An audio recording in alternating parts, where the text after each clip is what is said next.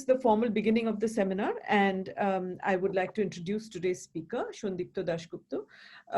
Sandipto Dasgupta's research is in the history of modern political and social thought, especially the political theory of empire, decolonization, and post-colonial presence. After completing his PhD from Columbia University, he was a postdoctoral fellow at Harvard University and the British Academy, and taught at Ashoka and Columbia Universities. He is currently assistant professor of politics at the New School for Social Research, New York. His book manuscript, Legalizing the Revolution, which is under contract with Cambridge University Press, reconstructs the institutionalization of nascent post-colonial futures through a historical study of the Indian constitution-making experience. Okay, so Sandipto, you're good to go. Please start. I'll put my screen and video off, but I'm here. Okay. You're still, I think you're muted. No, I just unmuted myself. Okay, good. Okay. All right. Thank you for agreeing to this also. Thank you very much. No, thank you. Thank you for inviting me for this talk. As some people here know, that the center has a deep personal significance for me, and also professionally, I think this is where my beginning of being an academic started, the journey. So I wish this was in person at the center, but nevertheless, in these unusual times, this still means a lot to me to be able to share my work here. So what I'm going to talk today is sort of, a small portion of my book project, which Rosenkadi mentioned, on the Indian Constitution. And it's sort of one strand of argument, and it's going to be a bit compressed. So I'm going to try to present that entire argument. And I'm happy to sort of go over some of the more detailed elements of that, or historical details in the question and answer. So the orienting question is that if we want to theorize the Indian Constitution, how do we go about that, right? What would be sort of the starting point of that theoretical endeavor? And there are two ways, in some senses, in which we think about a constitution. And I'm sort of simplifying a large sort of body of scholarship here. The one way is to think of constitutions, and this is often the more prevalent way in our public discourses and consciousness, is to think about them as some sort of abiding norms, right? We think of constitution, we think of, fundamental rights, we think of elections, we think of the judiciary, separation of powers. And then, the idea is that any country which sort of adopts a version of this has a proper constitution, as opposed to an authoritarian country or something else, right?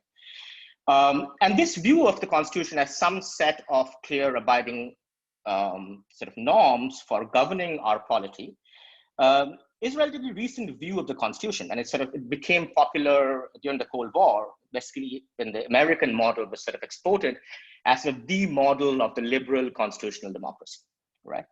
And this is we can talk about this as the liberal legalist model of constitution, which is the constitution as these well-founded rules of the game, as it's often called. And then the second way of thinking about constitution, which derives its genealogy from the French Revolution, is thinking of the constitution not as some sort of a settled transcendental norms, but as a political act, an act of self-making for a polity after a revolution, right? And this is etymologically comes from the Latin etymology of the word constitution. Is constituere, is to make, right? To constitute something, to make something. And it's after a revolution, when the old regime falls apart, there's a new consensus which is generated by the revolution, and the constitution is the one which remakes the polity in that image, right? Now, much of the work on Indian constitution, or I would say more generally, third world or post-colonial constitutions, have fallen in the first genre of thinking about constitution as set of abiding norms. And this is the discipline of comparative constitutional law, and which generally basically tries to think about the constituent or the constitutions in the third world more as acts of adaptation, right? So that the principles are settled, how well do different countries in these parts of the world adopt them, or to what extent they adopt them, right? And that has been the overwhelming prevalence, that framework, in the study of Indian constitution, right? And so if you start from the Constituent Assembly debates, you go through things like, rights, democracy, and see how well, to what extent, and with what caveats did the Indian Constitution makers adopt them. And I would argue that actually a better theoretical endeavor would be to start with the second presumption of the relationship between constitutions and revolutions, right? And to do that, and I'm sort of just to give you the story beforehand, the central claim would be that the central dynamics of post-colonial constitutions, including especially the Indian Constitution, is to acknowledge the fact that there was no revolution in much of the decolonized world. Decolonization in the case of India, especially, but in other parts, didn't happen through a revolutionary break, right? And this, I think, and the fact that it was a constitution without a revolution is really sort of organizes the rest of our theoretical view of, what the constitution is, what it can do, cannot do, how it looks, and so on and so forth, right? And I'll talk about a version of that, which is to say that my claim, sort of a subversion of that broader claim of the non-revolutionary constitution in the first colony, would be to say here that we the people, because if we open the constitution, the first word are we the people, are the authors of this constitution, right? The people, or as a notional or even actual, did not author the constitution. The author of the post-colonial constitution in general, and the Indian constitution in particular, were not the people, right? And this paper is basically going to talk about what does it mean to say that the people did not author the constitution, right? And what are some of its implications if we start thinking about the constitution in those terms, right? So instead of the constitutional debates then, instead of starting with some basic set of constitutional principles, we then need to start with the history of the anti-colonial movement in India, which gave us or brought us to the constitution. And the dynamic and the developmental structure of that movement tells us about this peculiarity of the Indian constitutional structure, the Constituent Act as such, right? And so the next portion of the talk, I'll just go over that history, which is history I think is very well known to this audience. I won't really go into the details, but just in terms of my theoretical reconstruction of that period. So the term constitution really comes into Indian politics in a meaningful way with the beginning of what you can call, so what Chris Bailey calls the liberal constitutional movement, and which politically speaking, which basically is the late 19th century, you start having these associations. Of course, the Indian National Congress is the one which sort of brings together some of them in urban centers, with lawyers and professional classes of their members. This is the earliest version of the nationalist movement in India. They would be later called and known as the moderates, right? And their vision of the constitution, right, was the colonial constitution. They did not demand making of a new constitution. Their demands are basically a certain more degree of rights and privileges for Indians as a subject of the empire, rather than questioning the empire itself, within the imperial constitutional form. So for example, the 1906 Congress resolution, which says that India should be sort of treated more like, say, Australia or South Africa, so in the higher in the ranks, the imperial colonies, as opposed to the African colonies, right? So it's about kind of, recalibrating your place within the empire in terms of rights and privileges for the subjects, right? And of course, this current of the early nationalist politics did not think about the concept of the people or popular sovereignty in many meaningful way. They didn't think about the term sovereignty at all. The sovereignty was imperial sovereignty. They were just demanding a different sets of rights and privileges within that sovereign arrangement, right? And partly because they couldn't sort of conceptualize the people, but also with the fact that they did not have or not enjoy any significant popular support. This was not a popular movement. It's a movement of certain urban elites, right? And there any attempts for garnering popular support, especially the Swadeshi movement in Bengal, the first major attempt, was a pretty significant failure, right? And it's kind of precisely because they didn't have popular support is why they were also not a considerable antagonist of the colonial rule. They were not needed to be taken that seriously. This shifts, of course, as we all know, with 1919, the end of the First World War and the tumults which there, and of course, with the advent of Gandhi and Gandhian politics in Indian scene, right? And the first non-cooperation movement was sort of the beginning of what you can call popular anti-colonial politics, right? So you suddenly, and again, I don't need to go into details about the role of Gandhi as of this hinge, as Dr. Kaviraj calls it, between the rural masses and the Congress elites, right? Now, what the Congress under Gandhi did was sort of create this sort of, by 1921, 22, create this massive organizational structure with sort of one, Congress office in every district. So basically sort of mirroring the colonial administrative state. And through that, sort of prefiguring, right? So creating an image and making thinkable for the first time, the idea of an Indian people, right? As a coherent entity. What it also therefore introduced into the vocabulary of anti-colonial politics is this idea of popular sovereignty, right? So soon as we'd see, as the movement progresses and matures, the demand is no longer for the reform of the colonial constitution, but for a complete independence, Purna Swaraj, right?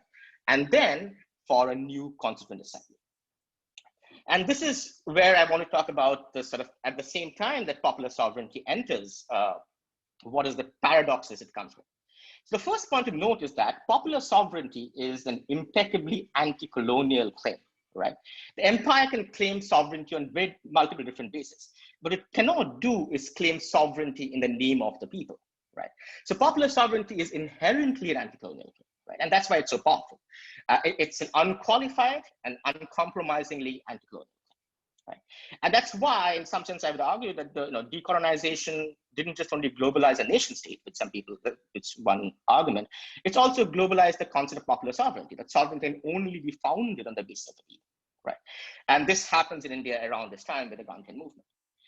But there are two ways we can think of the idea of what sovereignty is, or what kind of this claim of constituent authority is, right? One way to think about it is as a source of authority, which I will call authoritative dimension of sovereignty, right?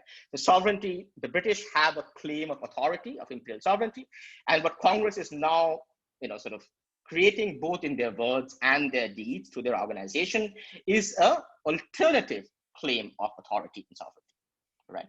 So, and the claim would be the transfer of the authority, namely sovereignty in this case, from the colonial rulers to Congress as a nationalist rulers, right? This claim of sovereignty requires certain things. It requires Congress to be the sole representative or spokesman of the people of India, on whose name they claim sovereignty, has that organizational capacity, and right, and that's what Congress, and this is the importance of creating unity. This is why Gandhi wants to avoid any kind of internal fissures in the movement, to have that unified authoritarian claim. But there's also at the same time another dimension of sovereignty, which is the creative dimension of sovereignty. Right? And which is sort of as earlier sort of I was hinting at this idea that constitution is an act of self-creation, right?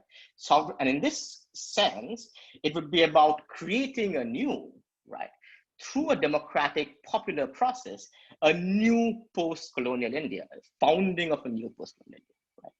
So one would be think of sovereignty as a transfer of authority, and the other would be a creating something new. And this creative dimension of sovereignty is inherent in any popular movement and any popular mass mobilization. Any mass mobilization, once you put it in motion, has a tendency to sort of radicalize, sort of have creative adaptations, right? And again, this is a history which I said is well known, but we can think about it in the terms of Congress, especially as the movement matures, and most significantly after the Great Depression, right? With the rise of various sorts of more kind of organized, local, from the ground up, forms of popular resistances, insurgencies, as Rajat Guha calls it, peasant insurgencies. Labor movement, the AITUC is formed in 1927, and let's say 1928, you have the massive strikes in Bombay. And these are all happening sort of autonomous to Congress, right? And of course, then there are the revolutionaries, of course, the HSRA, Bhagat Singh. These are people who call themselves revolutionaries, right? Which is a term congressmen never use for themselves. And so you have all these various activities which are sort of happening in and around Congress, right? Which, as we know now from the works of historical scholars, the Congress is not always able to either contain or control, right? And I would argue this one way of thinking about this is in a dimension, this popular creative dimension of sovereignty, which doesn't adhere to necessarily this unified claim of authority, right? And within the Congress, you have the advent at the same time of the Congress left, of course, the CSP, and Nehru is the most significant figure of this, which sort of take up this demand, right? And so you have some of the most significant resolutions of the Congress, and there are many different ones I talk about in the book, but I'll only mention one, the most important one at this talk, is the resolution 1936 in the Faizpur Congress, that Congress's demand now is for a new constituent assembly, right, which will be elected by universal franchising, so not through negotiation or some grant by the British, franchising, right?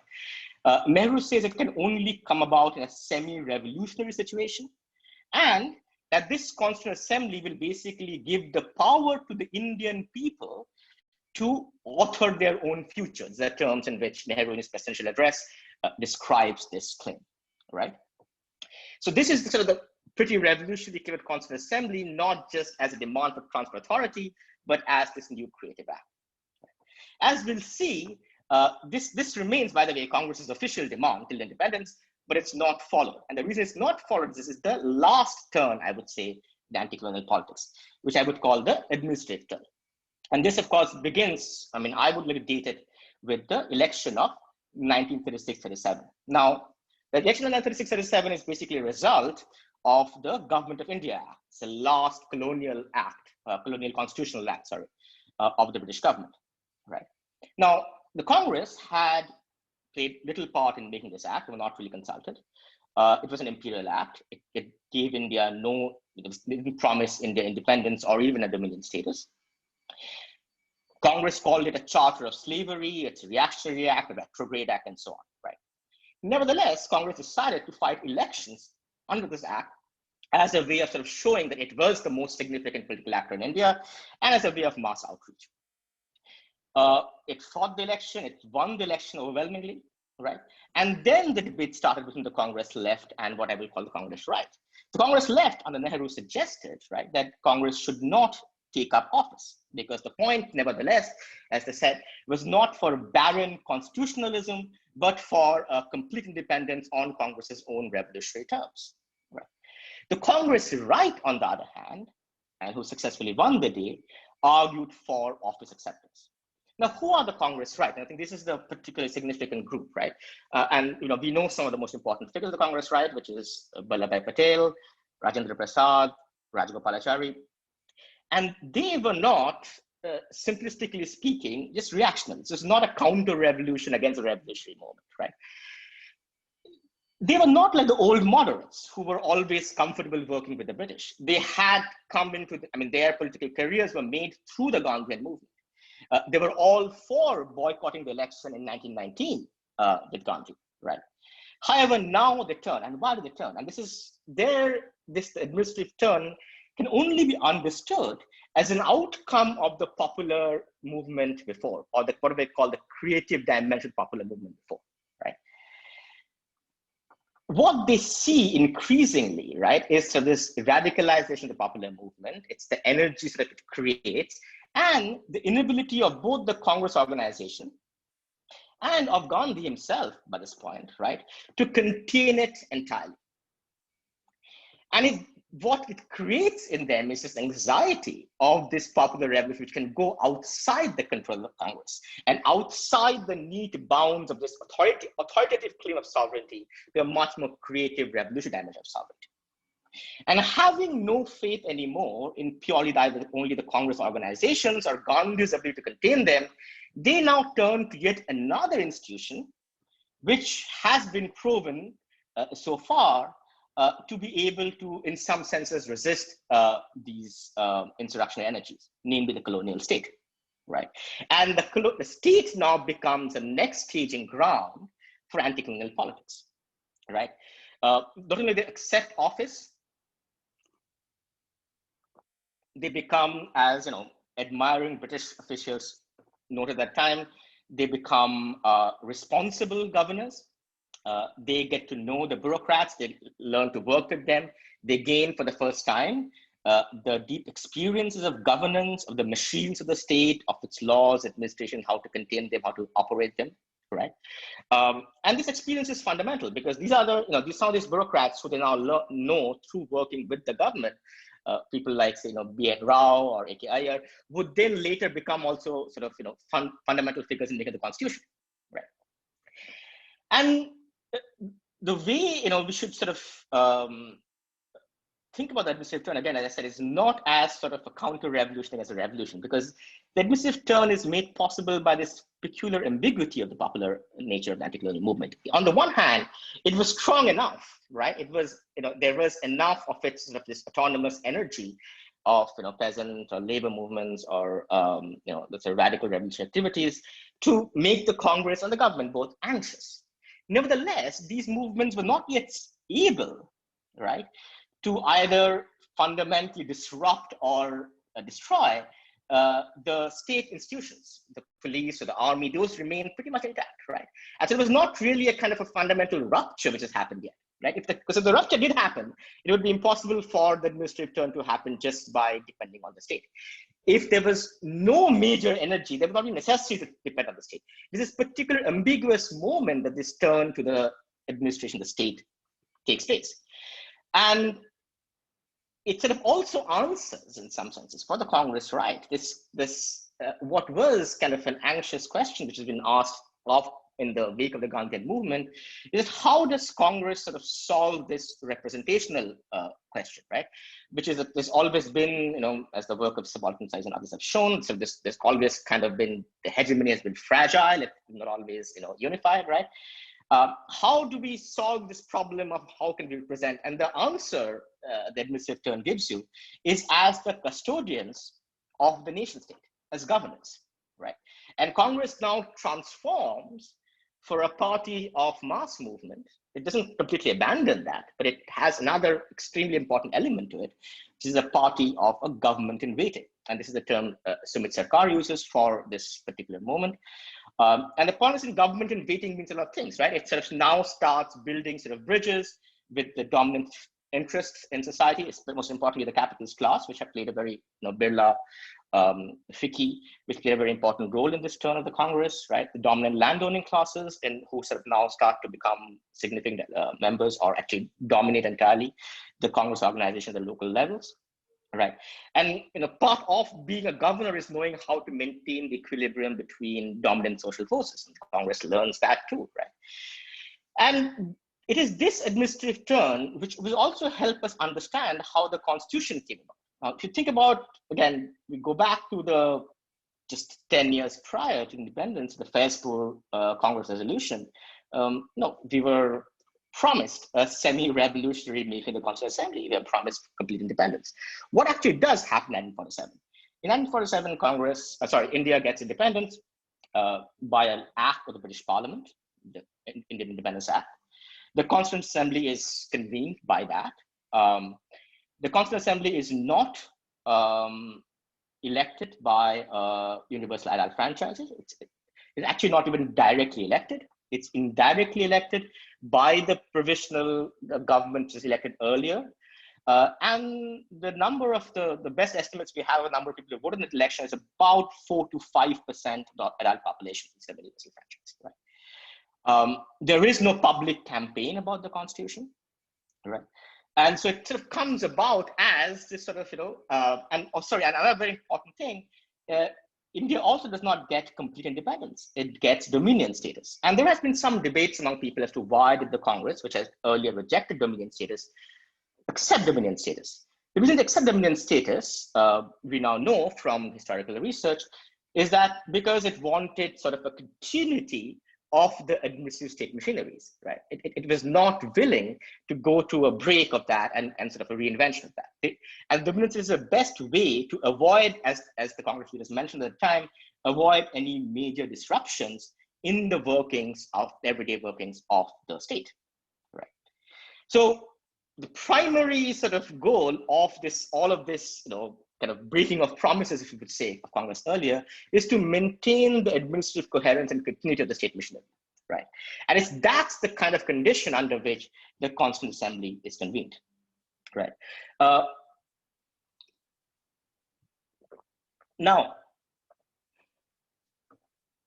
what does it say about then the term "we the people," which inaugurates Indian Constitution, like all constitutions, right? Now, if we look at sort of the global history of constitution making, right, some of the most significant ones were also some of the most raucous ones, the chaotic ones, right? Of course, the most famous one is the French Constitutional Assembly after the Revolution, where delegates would come in, they would shout from the galleries to the assembly members. The Mexican Constitution 1917, which are the first social rights clauses, had major delegations who came in from the labor movement to the peasantry, from Zapatistas in the South, right, who made claims. The American Constitution went through this referendum process famously, right, the Federalist Papers and so on, which had sort of major sort of debates and public meetings, and so on. And you can also think of more sort of, structured forms of public debate. For example, the Weimar Constitution or the post-war European constitution making sort of had this negotiation between labor and capital, and the parties of labor and capital on different sides of this structured negotiation between them to have this make the constitution. The South African constitution famously had a very public and deliberative assembly that people could sort of take part. The Indian constitution had none of those things. Of course, it didn't have a referendum. They explicitly, but they didn't even really have this kind of a public discourse. And the reason is that they were, and so when you say that people didn't write the constitution, the obvious answer always is that people never write the constitution. I mean, it's always kind of an act of imagination, sort of a fictional act of our sort of imaginative leap, right? But that fiction, and this is a very important book by Edmund Morgan who sort of made this argument, that the fiction of people writing the constitution is it's a constraining fiction. It requires the constitution makers to address that question, right? Who are the people? How do we represent them? How do we speak? How do they speak? How do we take account of them? And none of that actually happened in the Indian Constitution. Instead, I mean, when the term people appears in the Indian Constitution, it's often in third person. Actually, it's almost, that's why the title of this talk, they, the people, actually the most common pronoun to use for the people is they. All right, and they talk about the constitution. Members talk about the people as this sort of, this body, this chaotic sort of din, these masses outside. They hear them when they do hear them, and the term they use for the sound the people make are often noise and chaos. Right? It's not, the people are not sort of this, sort of deliberative public sphere are making coherent demands. There's a noise, there's a tension, there's an instability, right? Because if you remember, around the time when the constitution is happening, the Quit India movement was about just a few years ago. You're having, massive strikes in Bombay and Calcutta just a year before the assembly. During the assembly, of course, there is Telangana movement, which is sort of an armed insurrection, the biggest armed present insurrection in history, right? Not along with many others, right? And of course, the partition, which was sort of this popular tumult and disruption, right, in both the west and east part of India. And so when the Constitutional Assembly members hear the people, they don't hear them as authors of the constitutions or some kind of a subject, but as this object of disruption. And not an object of disruption, but also an object of misery. And they talk about the naked people, the starving masses, the immiserated, the poverty, right? And talking about feeding them and clothing them. So they are both an object of possible disruption and the object of necessary state intervention and governmental assistance in terms of, welfare and poverty, right? And this is and just what I want to make, and we can talk about this more in the Q&A because I know I'm sort of running short of time a little bit, is that the simple point I want to make is that there is a very self-reflexive discussion within the Constitutional Assembly, right? About how the people are not present there, even in a kind of a conceptual, notional, imaginative way, right? How they are this other body that they outside, right? And the other set of reflection the assembly is also fascinating, which I can again talk in more detail in the Q&A, is, and this Ambedkar sort of gives the most sort of fully fleshed out version of this, is to argue that, it's actually good that the people aren't there. I mean, so they make a sort of a deliberate argument that popular sovereignty is about power.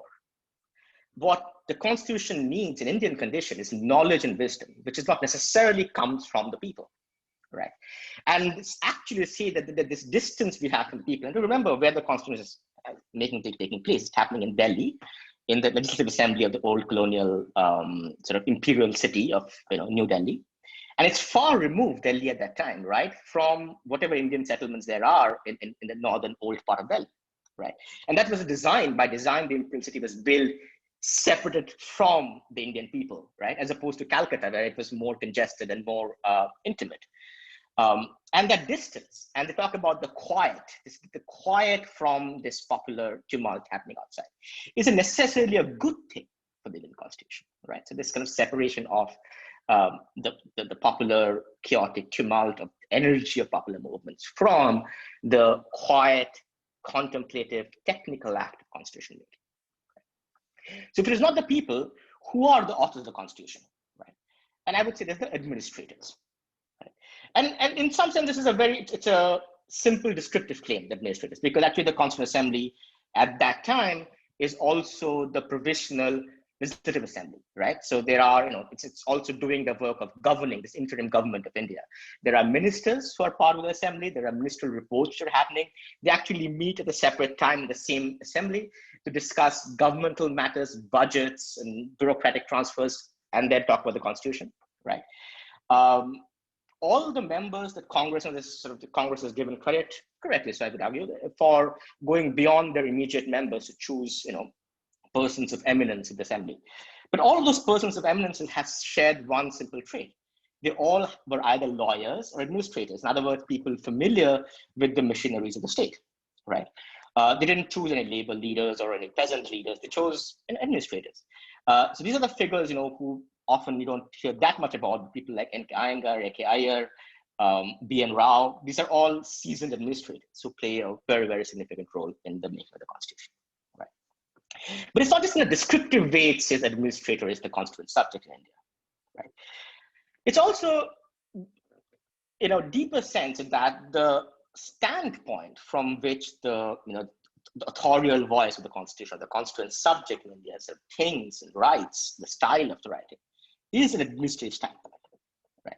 And it's partly because what the Congress at this point of time is. Congress is not a revolutionary party. It doesn't have an ideological or sort of vision of India which it wants to instantiate. It's a party of governance, right? As I said, it's primary, I would argue, at this point of time, concern is maintaining the stability of the state order and and operating the mission of the state, right? The style of the Constitution, the Indian Constitution, which is often not, we don't, because we sort of grew up with it, don't realize how strange it is. The Indian Constitution is enormous. It's the size of an administrative statute. Normally, constitutions are short, right? They sort of, they give us some big major principles for governing the country. But in Constitution is extraordinary detail. It talks about detailed administrative manners. As S. Sampurnanand, who was a member of the Congress, left, and a critique of the Constitution, called it looking like the Motor Vehicles Act, right? In that sense, and it's not just is it's extraordinarily long. It's another reason why it looks like an administrative document, because nearly 2/3 of the Constitution is a direct copy of the colonial constitutional act, the 1935 Government of India Act, which, as we know, Congress had summarily rejected at an earlier point. And the reason is because, in the colonial constitutions were not constitutions in the sense you understand constitutions, in constitutional theory. They were administrative acts. They were a manual for the colonial state, right? Of the complex mission of the colonial state. And so and the administrative subject in India was a product of the late colonial period, right? These are people whose understanding, whose training in administration has come from operating that machine. So when time came for them to build their machine, right, they chose the parts they were familiar with, right? And namely the Government of India Act, almost, as I said, 2/3 of that, right?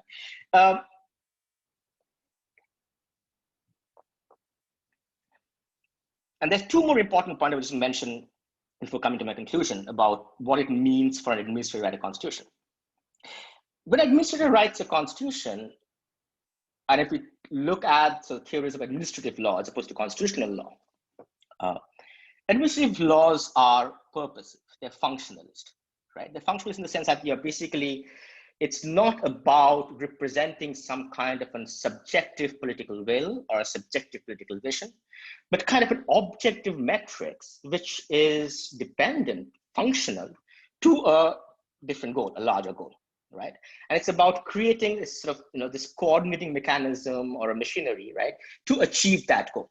The goal in the case of India, and this is a different part of the book, is of course, developmentalism. So this idea of planned, controlled transformation of society, right? That's the constitution is a machinery functional to achieving that goal. It's not about, expressing or instituting a revolutionary new vision of society. I mean, that's something would be, so the Gandhian constitution idea was that. So institute a new, the Indian constitution, not that. It's deeply, and if you look at the deliberations, it's often about, okay, if we adopt this phrase, what could it potentially mean? What are the possible outcomes? When B.N. Rao goes and studies the constitutions of the world, what he's looking for is what he calls the lessons of experience, right? How do certain physiology, certain kind of formulation work out, right? What are the potential pitfalls? They have people sort of run up, scenarios of what could, have lawyers and say, okay, how could this be interpreted? How could this play out in 10 years, right? So the entire deliberation is deeply functionalist in that sense, right? It's not about, as I said, representing some kind of popular, sovereign will or sovereign vision, right? And this functionalist dimension, therefore, I mean, just the last point, as I said, I would say before the conclusion, is to say one kind of provocative way you can think about, therefore, is with the functionalist sense, that it's therefore is a constitution without a sovereign, right? There is no sovereign, creative voice, right, who is expressing itself, self-making to the constitution. It is this functional calculus of the administrator, right, whose goal is to manage rather than create. Now, there are several so my conclusion is this covers a couple of implications, and maybe in a speculative way coming to our present moment a little bit, right? So what are the implications of all of this? I think there are, we can sort of sketch out in more detail. I think there are kind of important implications in terms of, what scholars of the post-colony from, CLR, James, and Franz Fanon onwards have called this the lack of the revolution in the post-colonial context, right? So that this lack of this newness, a new building, this is, been a consistent and significant theme, right? In the constitutional theory sense, right? It also explains this separation in India, right, from its very beginning, of the domain of the constitutional and the domain of the political. Partha is here, and this is, I think, another way of thinking about what he calls a civil society, political society distinction in constitutional theory terms, right? Like that people were never a major protagonist, were never imagined to be, and the constitution never sort of made institutional pathways for that as constitutional actors, right? They were protagonists in the constitutional scene. It was sort of between coordination of different sort of state agencies and different elite groups, right? And so there has been some work in recent times, I think, excellent work in constitutional theory by people, friends of mine, people like Rohit Day or Armit Shani, and Madhav Khosla recently more. This idea that that Indian constitution can be think of as a kind of popular constitutionalism. I would say, I think from, if you think about the constitution in these terms, the terms I'm describing, the separation of the domain of popular politics in the constitutional politics was there in its design and there from the very beginning. And so the domain of popular politics in India therefore develops kind of separate from the constitution. And there's an electoral dimension to that, which it develops in. There's a popular insurgent dimension to that, and there's the governmental dimension, which Partha talks about, right? But none of those are the constitutional domain, which is, becomes eventually, as we saw, a domain of lawyers primarily. So that's the one thing. And second thing, so what would that mean for our, and this is now being very speculative, for our current political moment? I think there, especially, of course, over the last 6-7 years, I think there has been increasing lament, especially amongst the liberal political thinkers in India, right, about both a kind of a hope in the constitution to prevent some sort of, authoritarian excesses in the country, as well as disappointment. The Constitution often fails to do that, or the people fail to take the Constitution seriously in their political acts, right? And I think I would like to argue again, very provocatively, that this hope is misplaced, right? There was never a kind of a popular political sort of widely shared common sense about a liberal constitutional compact, right?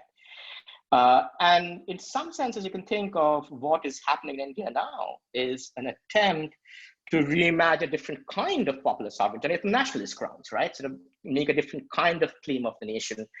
And because before there was kind of an empty vacuum there, right, in the Constitution. And this new imagination, therefore, doesn't particularly care about the Constitution, because the Constitution was never about that sort of a popular sovereign imagination, right? And so, in some senses, it's beyond, and we can talk about particular institutional failures in India, and it's very important to talk about on an everyday basis, the Supreme Court or the Election Commission or the bureaucracy and so on. But much more beyond that, in a much deeper theoretical level, I think if we put our hopes of political possibilities in the constitutional domain, right, that would be a misidentification of the nature of both political and constitutional development in India. Thank you.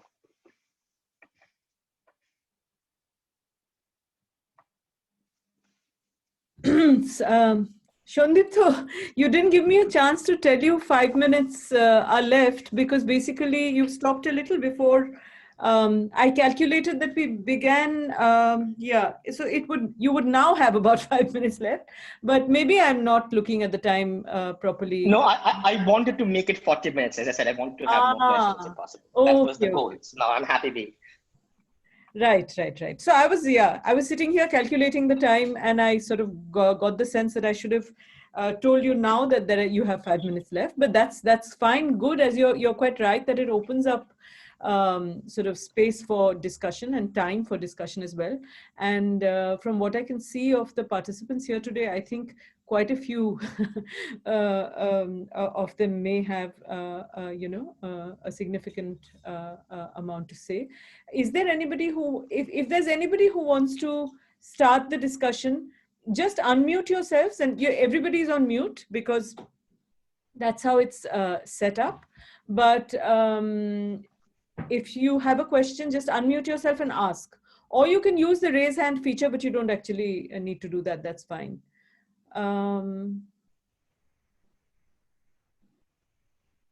Yeah. So, okay.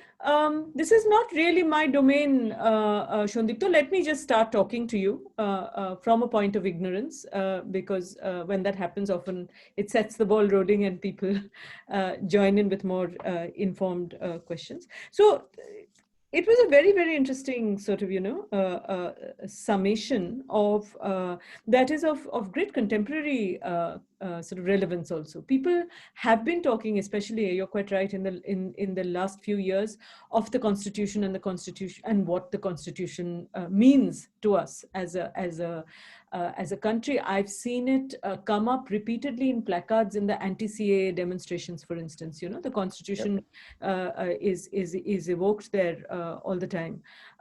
Much of what you said, obviously, the point you made about administrators, it reminded me very much of Benedict Anderson's chapter on the Creole pioneers, where he speaks about how, these Creole administrators basically go out, and then he has this wonderful, in the last chapter on the last page, he has this wonderful image of basically the rulers. I mean, the people who take over after independence is declared basically are people who, reoccupy the old mansion, and they inherit all the old wiring, and all they have to do is flick on the switch. I mean, basically it's still the same. So that's much of what you've said sort of bears that out. One perhaps rather sort of tangential question. When you said B.N. Rao studied all the constitutions of the world and that he actually read, many other constitutions, and also when you mentioned that, the South African Constitution, the Mexican Constitution, when you mentioned all these, there was no mention of the Magna Carta. considering that we are that we developed in this very British way out of the British Empire and sort of wired in that way, was there any reference at all to the 12th century Magna Carta and its rather strange and weird manifestation of what a constitution is or should be? That was one question that came immediately to mind. There are other things in my mind, but maybe I'll take that up later, because I've been working on the 1840s, 1843, and I've been looking at the manner in which Young Bengal, which is what I'm working on now, basically imagined the notion of the people of India. So this is not in to popular sovereignty, Sandipto. Again and again, I'm making the point. They're not saying, as you put it very nicely, recalibrating your place in empire in terms of rights, you said, and you said that about the late 19th century, not really 1843. Up to Gandhi, really, up to the First World War. Exactly. So I'm talking about almost half a century before that. So 1843 itself, when they're forming the Bengal British India Society, they are actually talking about, and they use the term constitutional all the time because they keep talking about constitutional reform. And there is an imagination of the people of India coming into place at that time. So, but that's the bee in my bonnet. I won't sort of take you there. If you just tell us a little bit about the Magna Carta and why you haven't, or anybody, or did B.N. Rao, or did it figure at all? And if it didn't, why not? Sure. So, the Magna Carta did not figure, and for a couple of reasons. I think it's the British Constitution, to the extent, and I can put the air quote around the word Constitution in England case, it is sort of the self-conception is that there is not a singular document, right? It's sort of this accrued body of practices and customs, right? It's a peculiar thing, and so there's nothing to study as such there. I think the Magna Carta is a very peculiar document. I think the Magna Carta only becomes sort of an important element in the liberal imagination of individual rights. It's not really, it's about baronial privileges in a feudal system, primarily, right? It has very little to do with any sort of modern liberal institutions whatsoever. But more significantly, I think when Rao is going around, he's actually going around to countries that have written a constitution, right? So he's going to Ireland, he's going to Germany, he's going to England, to the United States, which is a big thing for it. And so what he did basically, went around these places that have written constitutions. He talked to sort of constitution practitioners. Because the important thing for him was to understand how do you formulate things? Like, what do these phrases, and it's a very administrative, how do you make the rules kind of thing, right? He was not going to look for, great principles or talking to sort of philosophers. He was really looking for, formulations and solutions as such. And England was not an area, because it didn't really have written constitution and its formulations there. Right. But more importantly, I think Magna Carta itself is not in a sense instructive or useful for modern constitution makers for that very reason. It is more of a kind of it has a sort of a mythological founding story of liberalism, Anglo-Saxon liberalism, right? As opposed to any kind of practical value in terms of drafting. The second thing about what you just said, I think it allows me to give maybe a bit more now at this time about the notion of the people. I think there is, and I kind of rushed through that's the entire chapter on the people. It is, and then there have been some, I think, young scholars are doing some really good work on this. And there's Mul Sultan, who will be joining Cambridge this year, written a very good paper on the conception of people in that period, the moderate liberal period, right? And I think the point is, there's a lot of interesting things to be said about the imagination of the people and how they borrow from the imperial imagination of the people and all that. But the simple point for my purpose was to say, yes, the idea of a sovereign people is absolutely beyond their sort of horizon of imagination, right? What's also beyond the horizon of imagination is a couple of other things, right? Because the idea of sovereignty itself, because the notion is not, and this is very important to underline, before Gandhi comes, no one is demanding full independence. No one is sort of even imagining this idea of a sovereign India, really. It's sort of, because the imperial space is not a unified space. The imperial space is always a hierarchical space, right? And you occupy different levels in that space. And the goal was sort of, move Indians up within that sort of, hierarchical structure, or even move maybe some Indians within the hierarchical structure within India, something like that, right? And that's kind of, and it's an important point to make, which I say more about in the larger book, is that, that, by the way, was the glory days of liberal constitutionalism in India. But I mean, because I think we have kind of forgotten so much, especially post 90s, that we kind of take liberal constitutionalism to be the norm in India, right? Actually, the last time liberal constitutional theory had prominence in constitutional imagination was in 1910s or 1900s, right? Because since then, the discourse shifted post-Gandhi to the idea of popular sovereignty. And then it's not really about rights. I mean, rights played a role. Nothing completely went away. Rights played a role. But it was not the most significant constitutional question. The most significant constitutional question was the ability of Indians to write their own constitution, right? And the question of autonomy, of sovereignty, of sort of self-making, and constitutional assembly. This became the central kind of question, right? So yeah, so people were not, at least from my purpose, I think there are a lot of interesting things we said about the shifting image of the people at the time, which we were talking about in the 19th century and till 1920s, really. But never were they sort of, this imagination of them as the sort of collective sovereign body, right? People with a capital P, as we say in political theory. That didn't really happen. I wouldn't say it's actually not in India. I would say it didn't happen across the post-colonial world, really, till the First World War. The First World War is sort of this disjunctive moment when that language starts to begin to sort of take shape in the colonized world. Sure. Yeah. So if May I come in here, please? Yes, I saw that this is Purimal.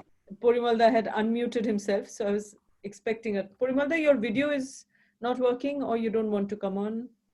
Oh, all right. How do I? You can ask it. Oh, start video. Just 1 minute, please. It doesn't matter. It doesn't matter. Yeah, sorry. Yeah. I like to see people's faces. It's just me. Oh, okay. Now go ahead. My face. Yeah. Is it all right? Absolutely. Yeah. Go ahead. Hello, Sandipto. See, I was kind of thinking if this doesn't have something to do with what I understand economists sometimes call the product choice. Okay. You see, in my younger days, there was this question that, in China, certain things happened. There was this revolution, there was Mao. And why didn't we have our Mao here? In China, people, to begin with, right after the revolution, would ride bicycles. Here we had to have cars. So why that? An economist friend of mine actually explained this to me. He said, look, this has to do with the product choice. The society that colonialism had built up here. You just could not wish away that society. And that society was substantially strong in numbers. It was very well spread out. Now, once you have that, then you have to have really a full-fledged and perhaps a very destructive civil war in order to get rid of it. Now, it so happened that the leadership came from this same middle class, the Bhadrolok element in Bengal and educated middle class elsewhere. Again, the question would arise why we did not have people coming up from the peasantry, from the working class.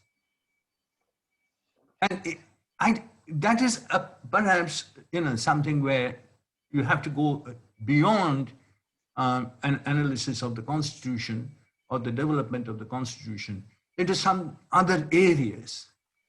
And I don't know if any social scientist has yet come up with this neat answer as to why the peasantry at one point could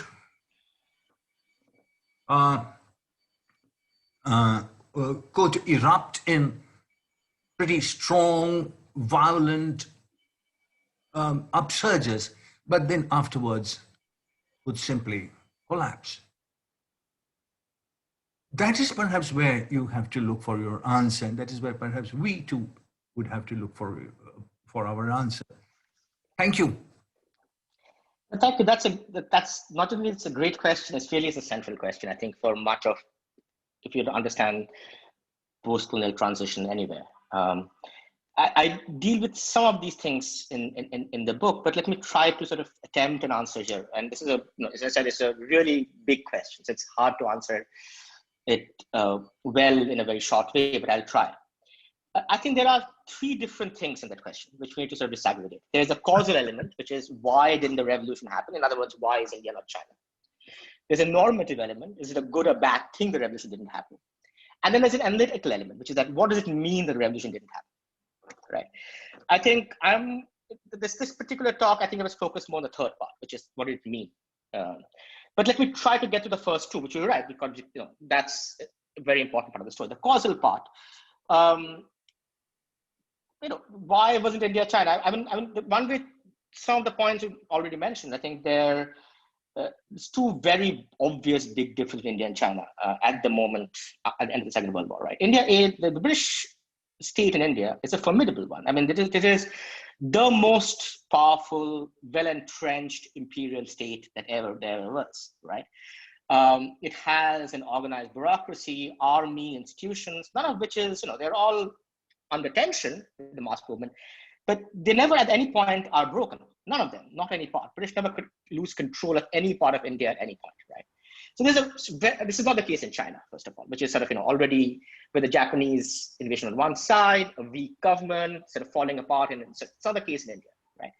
So there's a powerful state, not like China. Secondly, there's a sufficiently powerful bourgeoisie with legitimacy. I mean, the Congress is not the Kuomintang, right?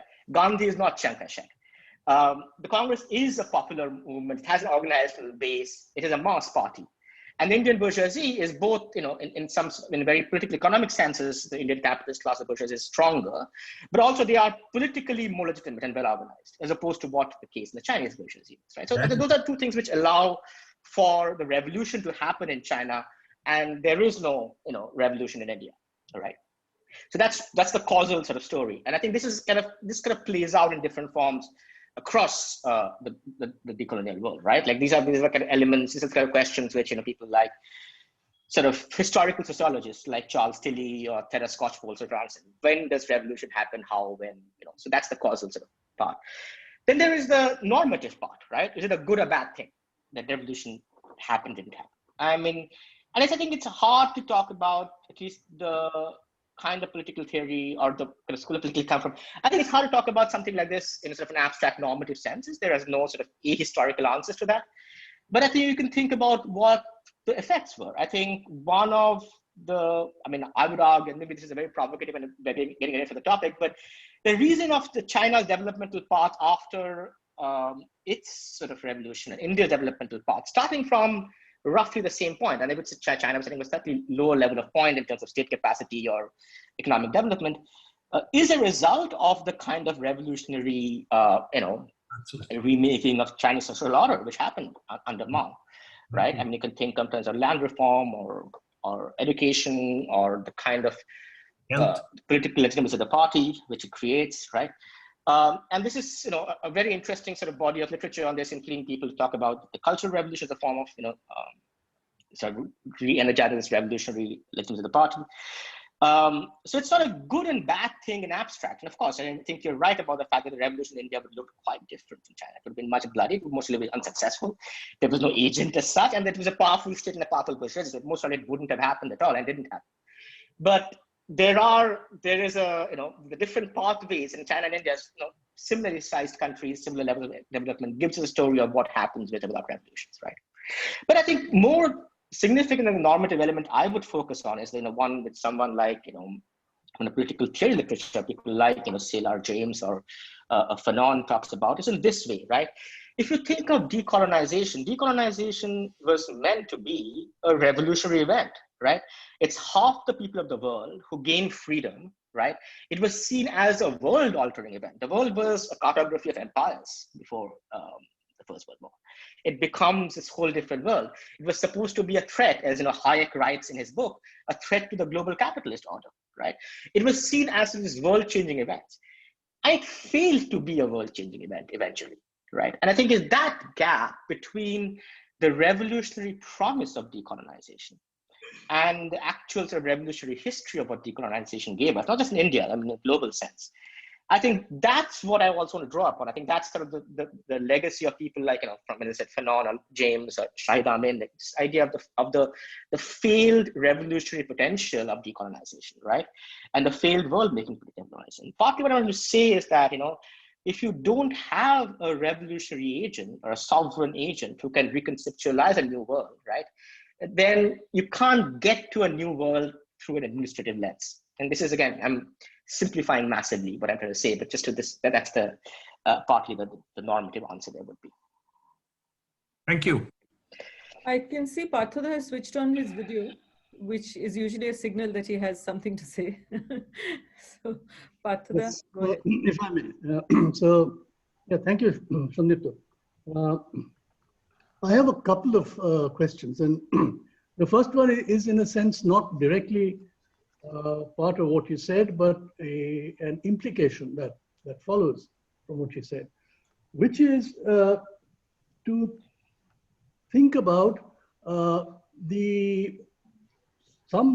several significant moments of popular interventions, building out of agitations, to change particular sections or aspects of the Constitution. And what is the significance of this? So, for instance, you take the first set, which is the linguistic reorganization of states. Now, linguistic reorganization, which was through the 50s and 60s, and we know that linguistic reorganization was resisted, not just by the so-called conservative section within the Congress, but even by people like Nehru, who are particularly concerned that the inherited colonial structure of the state should be preserved, because giving in to these, they started off with the Andhra demand, and then later on with Maharashtra and Gujarat, that there was a major attempt to resist that, and it didn't work. So in the end, we had massive reorganization of states on the basis of language in response to popular demands. You can also think of the reorganization of the Northeast, right? Significant insurgencies and so on, which were followed by peace accords, which led to significant redefinition of the constituents of the federal structure, right? Including things like Article 371 and the various special provisions for regional councils, hill councils, and so on and so forth. You then have 1977, which is a moment when most of the amendments that were made during the emergency was undone. Again, popular demand, you could make the argument. And coming all the way to the anti-CAA kind of agitations, which of course did not succeed. But so my question is, how are we to look at the very significant history of amendments to the Constitution? Because we've had something like 120 something amendments so far, so which is like average of 2 constitutional amendments every year. So how do we look at the amendments? Are these simply administrative readjustments, or is there an element of popular initiative which goes into pushing for particular kinds of amendments? So that's my first question. And I think connected with that is the question of what is the response of the legislature and the judiciary to demands to change the Constitution, right? So the legislature, of course, we know many of these constitutional amendments have to go through the legislature. But think of the ways in which the Indian judiciary, through its power of review, has actually introduced significant elements into the Constitution by interpreting the provisions. And do we see the possibility here? There are 2 things. Would you say that these are also sometimes in response to popular agitations? Or is it that in fact the judiciary has very often made changes which it feels would be progressive, but which do not have broad popular approval. So you can think of, the most recent ones you can think of is, for instance, the entire, judgments and so on over homosexuality and the laws relating to homosexuality. Or even for instance, if you think of the Shah Bano case and the question of rights of Muslim women, it's the same kind of question where you could argue that there is not necessarily really broad popular approval for these kinds of changes, but the courts have done them. So how are we to look at that?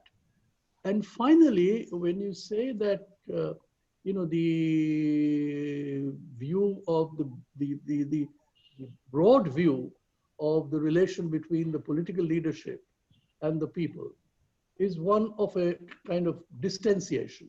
That is to say, the people were never seen to be subjects making that constitution. What would you say is the motivation of the constitution actually acting as a kind of instrument, not simply to reflect what the people are, but in fact to transform the people, to change the people, to change their practices, to change the institutions within they live, in which case the constitution gets a very different kind of dimension to it, which is not simply to be popular, but in fact to create a people. And there, of course, there is that distance between a leadership which wants to transform and a people which is seen to be making the constitution. That conflict becomes defined in a different way. So, those are my questions. Thank you, Pato. Those are really good questions and hard questions. The first one is the hardest question. So let me start with that. I think you're absolutely right. I think if you have to, find the best counter argument to what I said, it's the linguistic reorganization. Because the linguistic reorganization is actually, I would say the closest you get in the post-colonial condition of a sort of a claim of peoplehood. It's not at the national level, but it's at the regional level, right? It's the idea of what is a Telugu people, what is a Marathi people, right? And how do they define their, so I think that is, and I would add one more example to that. I would say the Mandal Commission, the reservation, which also had constitutional implications in some senses, right? There was another example of this, trying to reclaim or reimagine what the people were in constitutional terms. So my answer to that would be, and again, 1977 is a bit different, I would say, and I'll come to the amendments points separate, but then just on the linguistic thing, you're right. But that is I think that would be for me the high point of popular constitutionalism. But that's really limited to administrative territorial reorganization rather than larger constitutional principles about, political forms, social forms. This is just generally what we think about, constituting or founding a polity. But that I would say is the highest, I think, especially in South India, especially Tamil Nadu, which is really a notion of Tamil people, which sort of comes out through that. That is sort of the most popular moment of constituent making in India, I would argue, right? But the amendments are something else entirely. And I think partly the answer is in what you said yourself, which is that there is just, I think, I keep losing track, but I think 130 or 40 amendments so far in the Constitution, which is an extraordinary number, given it's just a 70-year-old document, right?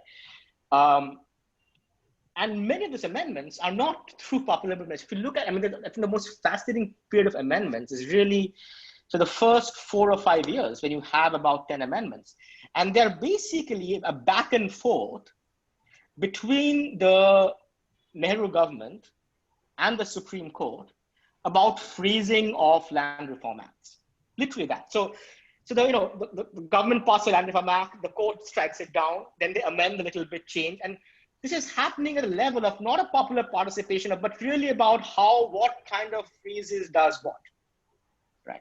It's entirely a debate between administrators and lawyers. I know this is when Nehru famously says that our constitution has been purloined by lawyers. Lawyers have taken over. But between two ways of interpreting an administrative document, lawyers versus administrators, right? And much of the amendments in the Indian Constitution is of that nature. It's really about sort of, reacting to decisions, to pass laws. And it's really, and you don't even hear much of them. We don't even know of, significant amendments to the Constitution in the popular consciousness, partly because they often happen at the level of interpretativeness in text. They don't happen at the level of a popular conversation, right? And I think this is also, I would say, is more or less true about 1977, which is really about kind of undoing some of the Supreme Court judgments, which failed to protect Indians at the time of the habeas corpus judgment and so on. Sort of, it's really a kind of amendments have often been this conversation between these two sets of people, administrators on one side and lawyers, judges on the other side, right?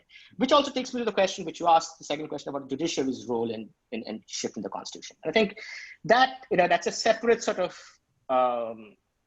work of mine, just to argue. So it sort of takes me beyond the time scale of the paper. But basically, I would say that, the foundational conflict, constitutional conflict in India after the Constitution from the 50s onwards, have been between these two groups, administrators and lawyers. And these are, significant groups, because these are the two groups who during the late colonial period, right, are the most significant groups of the colonized elites.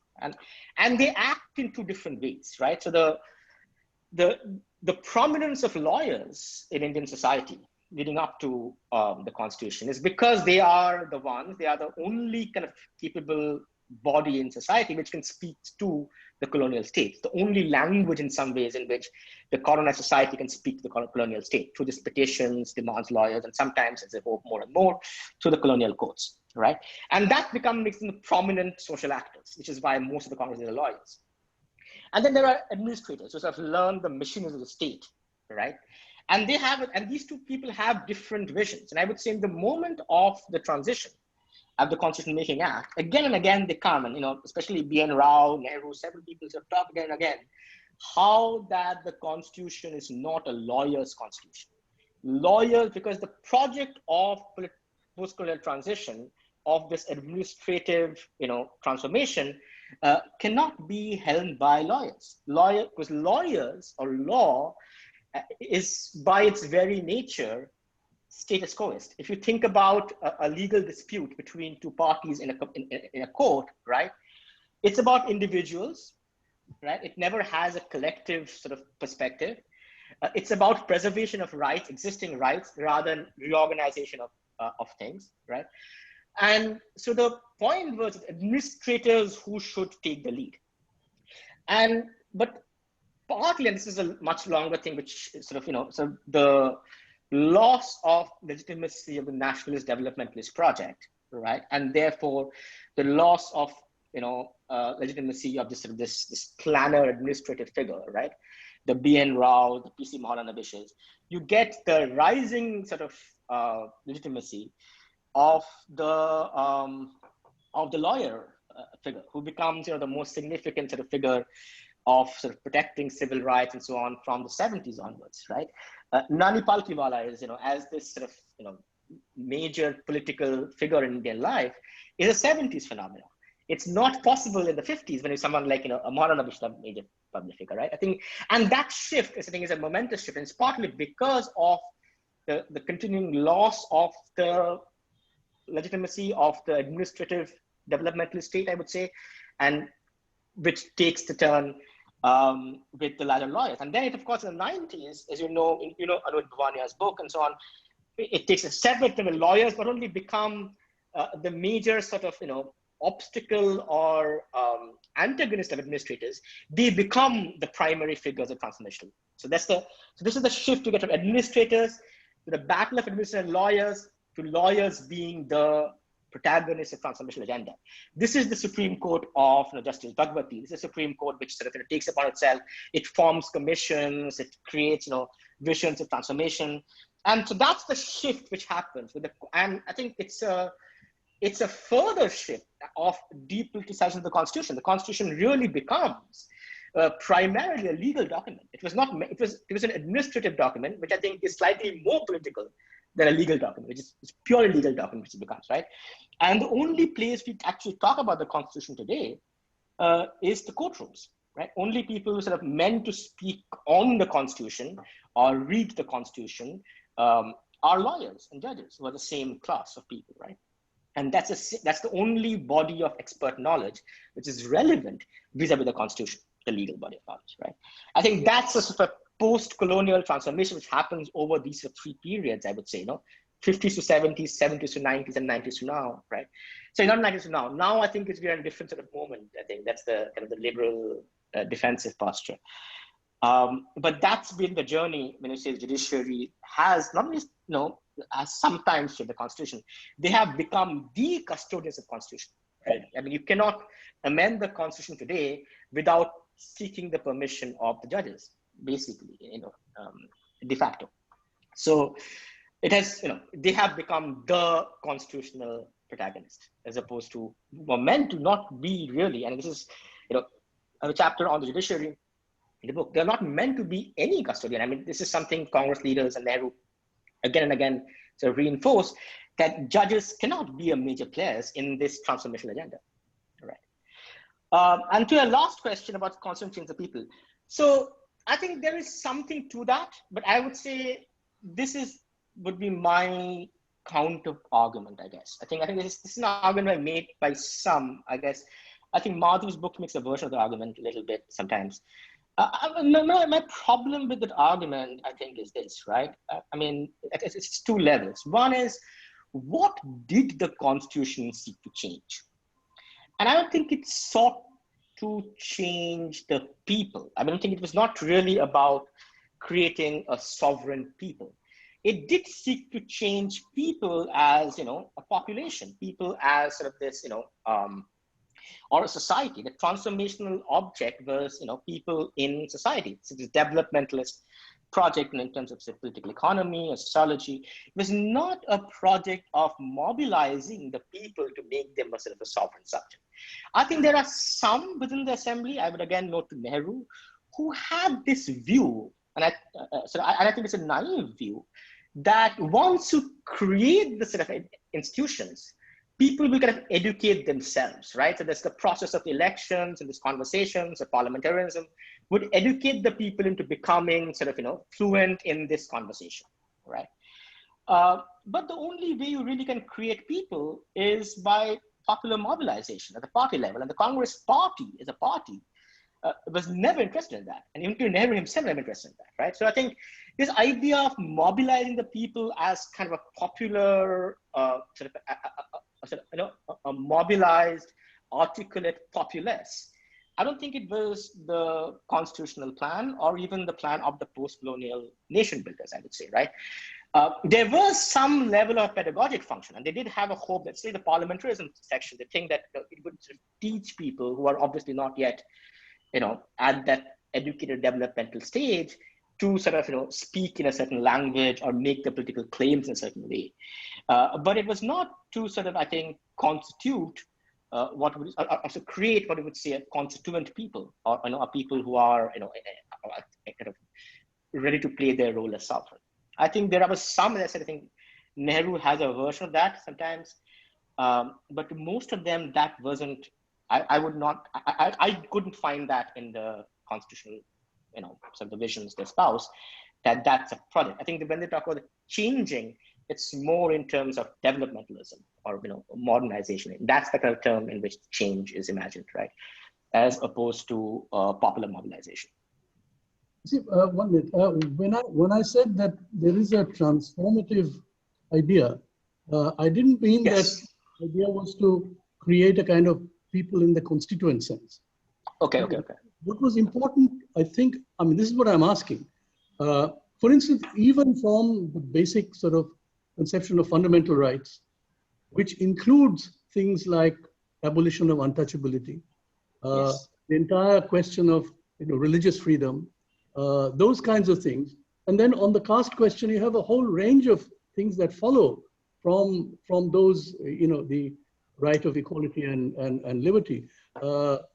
About things like the punishing of caste atrocities and so on and so forth, all of those kinds of things. Or for instance, all the questions of gender justice, which have emerged from the 1970s onwards. The idea was that many of these provisions actually could not be passed through parliament because there was not enough popular enthusiasm for them. Because in a sense, the people were still, as it were, within a cultural framework, in a state of backwardness, as it were. And it would have to be the powers of the law which could be used to, through coercion, the coercive powers of the law, could actually transform some of these popular beliefs and institutions and practices. So I think that's the kind of, for instance, if you think of Ambedkar's entire attempt, in the Constituent Assembly and subsequently, and his sort of disillusionment, was very much on these terms when he says that, all right, we've got this wonderfully progressive constitution, but the society remains undemocratic. So I think that's the argument I was trying to make. That I am asking you whether you think that was a moment maybe in the 1950s that's gone away, or do you think there is still this idea that it can be pursued, perhaps through judicial intervention, but essentially use the powers of the law to curtail or prohibit and subsequently change what are seen to be unacceptable practices. And these are seen as unacceptable practices by a minority of the people. So I think, okay, so now I get your question better. And I think there is two-part answer, I think. I will separate the question out. First is about whether there was a moment in the Constitution. Second is whether I think that's still there or something like that, right? I think that on the first point, I think you're entirely correct, yes. And I think you're absolutely correct in identifying the source of that, which is Ambedkar's vision of what it could do. I don't disagree with that, I think your point. Maybe I would clarify this, at least in my way, with two clarifications. One is,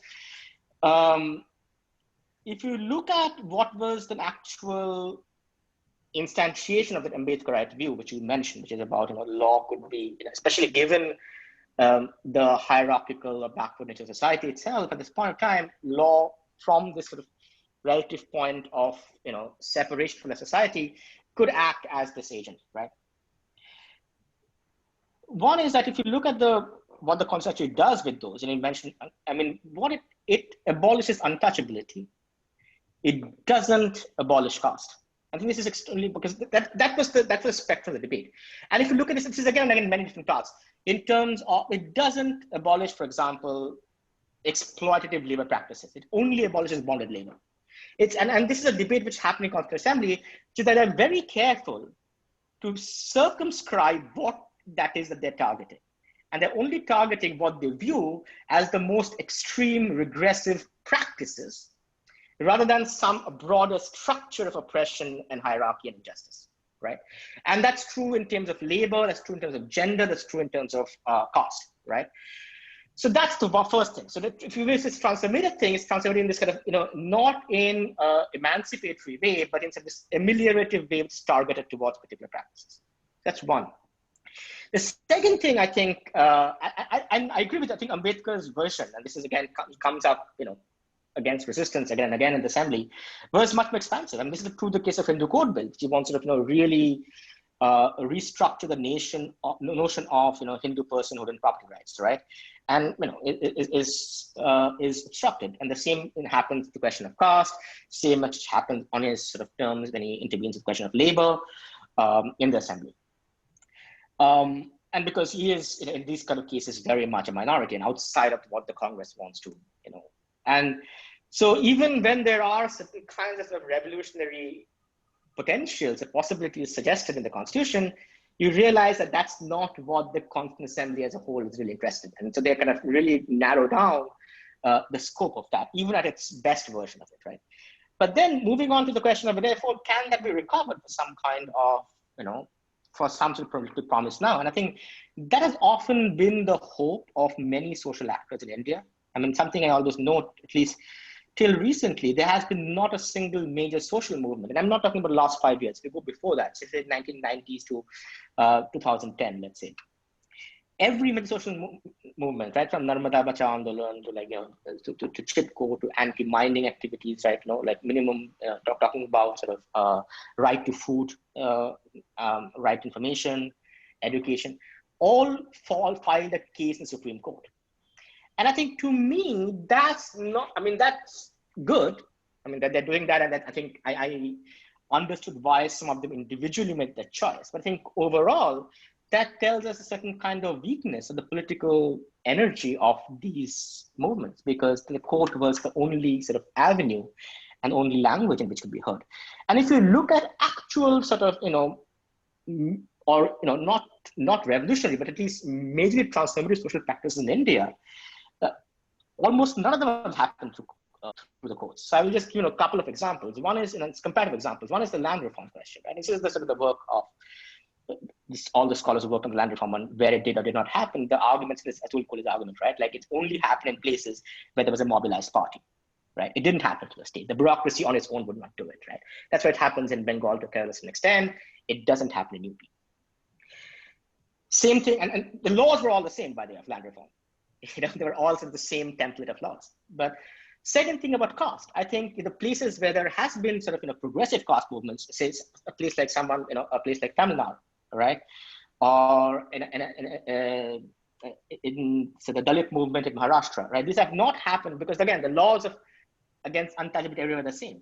But there are difference in the assertiveness of different segments, and overcoming the anti-Brahmin movement in Tamil Nadu versus the Brahmin dominance in UP, right? It's not because of different laws. It's because of the kind of social practices. And I would argue that change of the popular mobilization is what actually then changed laws in Tamil Nadu and the administrative structure in Tamil Nadu and UP, right?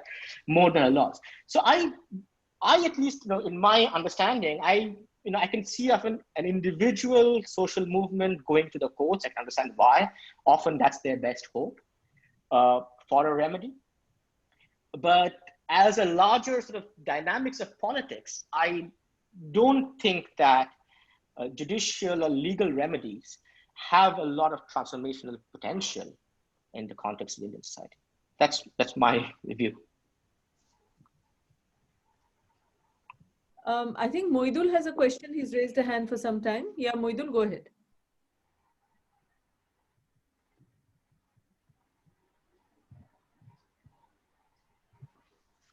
You're muted. Moidul, mute. Yeah, unmute yourself. Sorry, yeah. No, thank you, Sandipto. Quite fascinating lecture. Quite looking forward to read your book. My question is, like, you can divide the question into two parts. Of course, I agree with you regarding the past of the Constitution. Now, my my question is regarding the present of the Constitution. Now, the historical trajectory of the past that you pointed out, and with the 2/3 copy from the 1935 Act and the initial arguments that you presented, that's all fine. But my question is precisely looking at the state or the nature of the Indian state, and how do you see that Indian state from the prism of the Constitution? If I may be allowed to say that Constitution in India, as it actually was put into operation in 1950, was largely a social democratic state to justify the governance part of the social democratic state, and at the same time was trying to manage very, very different classes. And as you rightly pointed out, that in the Congress, you have the landowning community, you have the big capital, and this famous Pranav Bardhan's thesis that how the proprietary classes was trying to managing the so-called post-colonial state. But at the same time, you have this whole entire propertyless, so-called propertyless, and Dalits were a significant majority in that particular propertyless group. And Indian constitution was trying to manage very different kinds of the sectors of Indian population. So this is something which was there.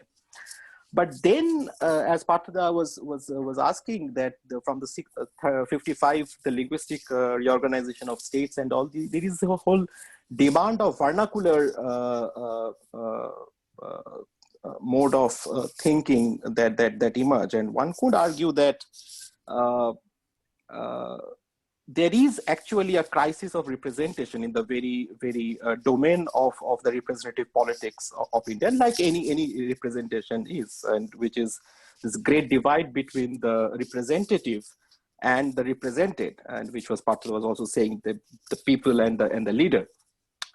Now, my sense is that Indian constitution, and I agree with you that that it is actually unfriendly constitution. It's not the friendly kind of constitution which a lot of theories that you have tried to point out, precisely because it's of unreadability on two counts. One is that it's profoundly English language, and a vast majority of Indian people who actually matter and who have voting rights, they don't actually quite read and write English medium, and particularly in the sense that the legal language that has been used in the constitution. So even if you want to have a mass education of Indian constitution, it is actually impossible until unless there is a massive project on behalf of the Indian state to educate the masses how to read Indian constitution. Otherwise, you have to be very lucid, which is difficult, because if you want to be lucid, then probably you need another 100 amendments to do that. So how do you think that this particular constitution, which has now traveled 7 and throughout, and in the last anti-CAA agitations we have also seen, and where my present intervention is all about, that the entire idea of the present, the question of the afterlife of constitutional, the present of the Indian constitution, is that how do then Indian state is actually managing this entire but why do they need a constitution at all? Because you have certain other loyalties. So you have caste loyalties, you have religious loyalties, you have charismatic authority, which is also coming to play. So why do we need actually a constitution which is not being understood by the people, cannot be comprehensible, is still very much a document of the elite sections, and that to very those who are constitutional experts or legal experts. So that's my larger question, that so why do we actually need a constitution then, and how the state is managing? Yeah, that's a great question. But can I just ask for a clarification? Are you asking why did the Indian government today's government think they need a constitution, or why I think that they need a constitution? I'm wondering, who are you asking? Why from whose perspective? Like from the present government's perspective, or from my perspective? No, from you. Of course, your explanation about how the Indian state, it's not government, but let's say Indian state, irrespective of whether it's a Congress or the BJP, because sure. You see, one can say that there are 3 broad streams in India, 3 broad political streams. 2 of them are quite skeptical about Indian constitution. One is the far left, who never had this belief in Indian constitution. They think that it's a bourgeois constitution which needs to be completely debunked. And you have the far right, who also has, who thinks that it's a Nehruvian document, and it's basically social democratic. We want to make it a Hindu Rashtra. So it's in between, where from Congress to the mainstream left and the regional parties, you see, who think that parliament can be a site of struggle and democratic intervention, where the entire justification of the Indian state becomes possible, and that particular force is increasingly now becoming weak. You see, with the rise of the far right in the recent years. So why actually then we need a constitution which is incomprehensible? You have a rise of far right. You have the weakening of those who actually defended constitution. and it's only being then debated and discussed among experts like those who are someone from Granville Austin to Sandipto Dasgupta, so or in between Madhav Khosla and Rohit Dey. So I'm just saying that how do we actually need a constitution? Or so in a more trivial sense, everyone needs a constitution because that's sort of the coordinating document of a state, right? So a constitution is required by everybody. Now the question is whether we require this constitution and whether this particular government thinks. And I will want to sort of push back a little bit on this question that the far right, yes, at a rhetorical level, they make an argument against Nehruvian constitution and so on. But what exactly of the constitution has stopped them or stops them? Right? For example, they are planning, and this was the debate when they get the control of Rajya Sabha, one of the major constitutional amendments they are considering is taking out the word secular from the preamble. The word secular was not there in the preamble to begin with. It was put in under Indira Gandhi, right? And they want to take it out. And this is a huge symbolic point, right? Of sort of, making kind of clear form of India is no longer a secular country. But what exactly in terms of institutional legal mechanism does it change? How does it that shift, right? Give them extra institutional power or maneuverability or legal rights or privileges? Not really much, right? And I think there are some, and I don't want to be too facetious about this, to be honest. There are certain parts of the Constitution which are very, very significant, as if you can think about as a defense against a full-on authoritarian regime, right? Elections, judicial review, some idea of free speech rights, right? But you would see not much of them have stopped. The judiciary, I don't have to speak about what's been happening for the last 3 or 4 years, right? People are arrested. I mean, 2 days ago, last Monday, I heard about the journalist arrested on a sedition charge because he wrote about cabinet reshuffle in Gujarat, right? There's a constitutional right against that. Has the Constitution, and I know, has the Constitution or judiciary or these institutions you talk about prevented some of what you call the far right agenda? And it's not to say that Constitution is only a paper document. And I think it's more than that. I think it's also because I think there is a misconception, I think, often, of a Constitution with the political climate of the time. The Nehruvian vision was social democratic. The Constitution wasn't. There are actual social democratic constitutions in the world, right? The post-war European Constitution, for example. India doesn't have those provisions. There are no guaranteed social rights in India. There are directive principles, but it's no guaranteed social rights in India. There is no codified, unlike say the Mexican or the German or the French constitution, there are no codified rights. This is the case in the social democratic constitution in Latin America, for example. There are no codified rights of labor, right? There is no codified rights of minimum welfare provisions, which is what you think per se social democratic constitution. The Indian constitution is not social democratic constitution. There's a social democratic vision the Congress has, but another reason the constitution was not a social democratic constitution. Social democratic polities or constitutions often came about as sort of a negotiated compromise between labor and capital, right? That's the social democratic notion, which is Latin America and Europe was the path. That wasn't the case in India, right? There was no party of labor which could sit aside on capital and negotiate certain kind of benefits to be added in constitutional laws. If you look at the Industrial Disputes Act in India, the labor rights provision, they basically make the state the arbiter rather than an equal partner in this conversation with labor, right? So I would question, the Nehruvian vision, social democratic, absolutely secular, no question, right? But the constitution itself, I would not, I really wouldn't go that far. So it's not really so much of the question, I think, of we need to reject the constitution or have a new revolution, because as earlier to the question I was saying, revolutions don't happen because we want it to happen. There is a social condition within which a political condition takes place. But there has been the success of the present regime, I would argue, is not something that has happened in defiance of the constitution. It has happened parallel to the constitution. It has happened at the level of popular politics.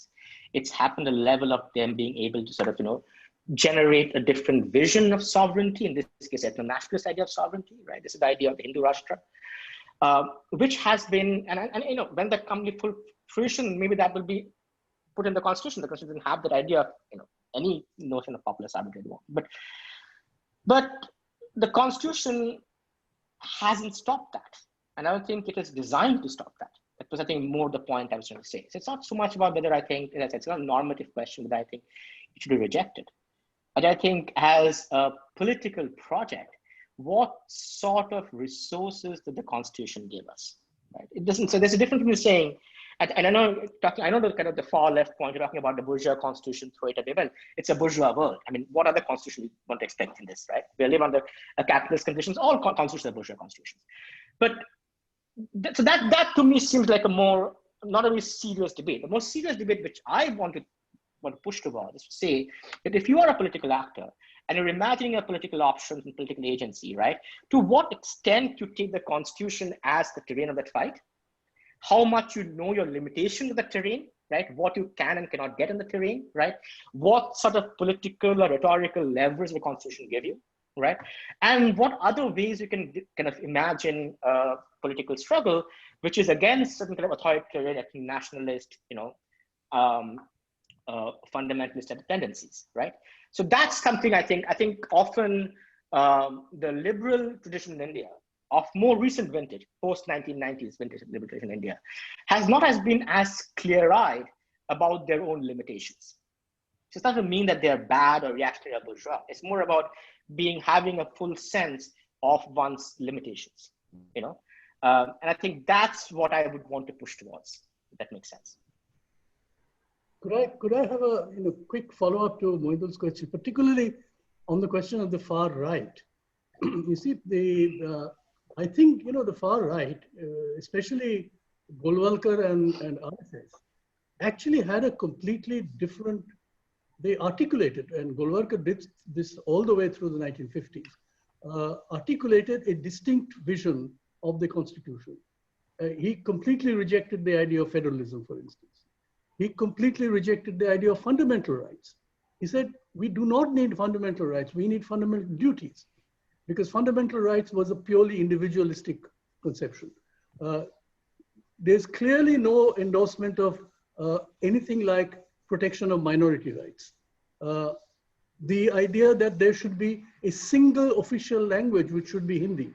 Now, all of these were the far right vision, part of the idea of a Hindu Rashtra. This is a constitutional vision. One could argue that that continues to inform the kind of popular mobilization that you're suggesting, that the Hindu right has carried out, and could in fact lead under particular political conjunctures to significant amendments to the existing constitution, including, for instance, this is a fairly strong demand now from the right that parliamentary elections and state assembly elections should be held at the same time. There have been sort of idea of a kind of switching to a presidential system. Now, all of these are precisely whittling away at the federal provisions and making the state far more centralized. So, and the question of Hindi and what position Hindi will take remains a very, very live issue. And there is popular mobilization on so that remains something which, as you said, it did take place parallel to the existing constitution, because until maybe the 1990s, this far right view of a different kind of constitutional arrangement was very marginal. It was not taken very seriously. But certainly in the last 20 or 30 years, it's occupied central space. So one cannot rule out the possibility of a popular mobilization from the far right to change might say, something like a basic structure of the constitution. I agree with that. I think that's what they want to do, and I think what eventually they will do. And they already have the ability after Rajya Sabha to change some parts already, right? I think it is also, I think would be incorrect, straight out incorrect to say that the constitutional provisions don't matter. It matters to them. Some of them matters a lot, right? And there are, but what I would say is I think that the primary terrain of the political confrontation with the right, if you put it that way, is not the Constitution. I think they have, I mean, they in the last 10 years or so, I would say a little longer, the far right or the right in India has won significant victories, right? Unlike any other Indian history, without touching the Constitution, without filing a single case, right? And I think, just there are many examples one can give, from the Ayodhya judgment to the triple talaq and whatnot. Like the Constitution hasn't stopped many of those political projects. Kashmir, CAA. The CAA is yet to be undermined, but the rest of them, right? So it's not to say that there are not constitutional provisions the right that we get rid of. It's not to say that constitutional provisions are meaningless. It's to say the primary site of battle, because I think something you said is important. You said one day they will change the Constitution. I think the day they change the Constitution, they've already won, right? So it will not be the final battle. It will be the fruits of the battle. So if you think as a political subject, where is the struggle? I don't think it's a ring of Constitution. And I want to say this one more thing, just because it's really an interesting point you brought it up, which just maybe an interesting paradox to kind of illustrate this, which is the federalism point.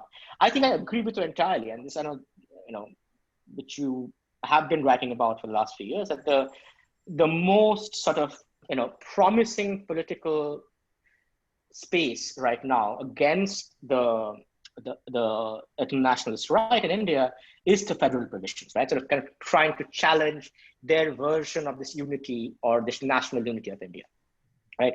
And which is federalism sort of has an institutional political way of doing that inbuilt to it. But if you look at the constitutional debates, who were asking for federalism and who was asking for centralization?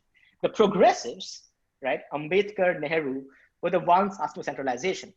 The Congress right, Patel namely, were asking for federalism. And the reason was pretty simple. The most, Moidul mentioned the three dominant classes.